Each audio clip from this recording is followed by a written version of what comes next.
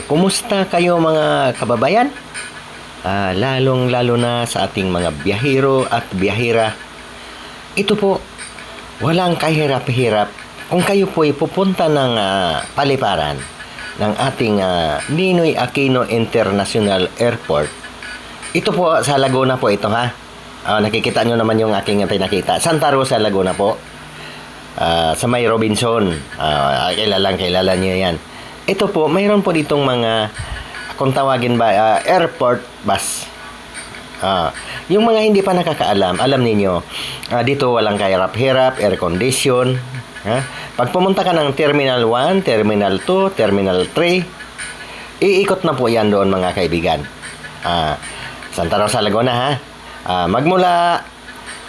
Magmula ng alas 7, sa aking kaalaman, aking nalalaman, mula alas 7 hanggang hapon,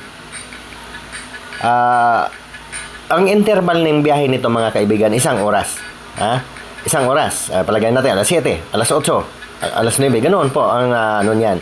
Ibig sabihin, balikan, ganun din. Kung nandoon ka naman sa Terminal 1 o Terminal 2 o Terminal 3, mayroon din doon. Yung mga bus na yan, sa lubungan yan, balik-balik yan mga kaibigan. Ganun din ang, titingnan nyo po ang schedule doon. Pero parang ganun din siguro. Kasi yung mga darating dito sa Santa Rosa, yan din po yung pabalik sa Maynila, sa airport. Alam niyo mga kaibigan, hindi naman sa kahit na ikaw may kotse, kung alam niyo walang traffic dito. sa Skyway po ang daan nito at dire-diretso na po, ang bagsak mo na talaga kung saan mo gusto kasi iikot nga to sa airport. Ito, naghatid po kami ng inatid po namin ng aming tiya pauwi ng Cebu ito. Kahit may bagahe ka, walang problema, may lagayan ng baggage at saka air condition. Nakikita naman, may TV pa. Ibig sabihin, kaysa maglipat-lipat ka, o kung kahit man ikaw yayamanin, mayroon kang kotse, ay kung matraffic ka nga, ay kung wala kang driver, ito na po ang magandang pagkakataon. Walang kahirap-hirap na makarating ka sa airport na hindi ka mahuhuli. Kasi itaas ito dadaan sa Skyway. Pero lagi kong palala sa mga biyahera, huwag po tayong ng oras Kailangan po lagi po tayong reserba ng oras kasi hindi natin alam mga mangyayari sa daan, kung baka mamaya biglang matraffic. 'Di ba?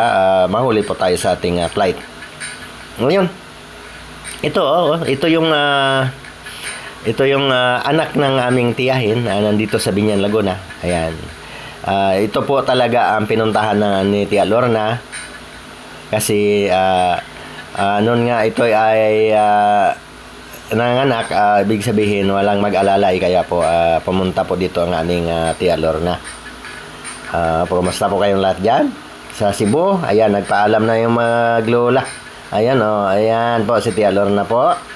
At ayan yung apo, ayan, siyempre mahiwalay na sa apo at naglalambingan yung maglola. Ayan, at saka yung anak halos ayaw na iwanan ng kanyang nanay. Ayan, ayan po ito po, ang aking channel, ang ginagawa ko pong kwento sa aking buhay din. Nakikita niyo naman yan. Yung aking tiyahin na yan, ayan, si Tia Lorna, ihatid namin sa airport. Wala pong kahirap-hirap dito mga guys. Kagaya niyan. Yung naghatid nga, nagpahinga din dito sa loob ng bus. Nagpalamig muna. Napakaluwag dito.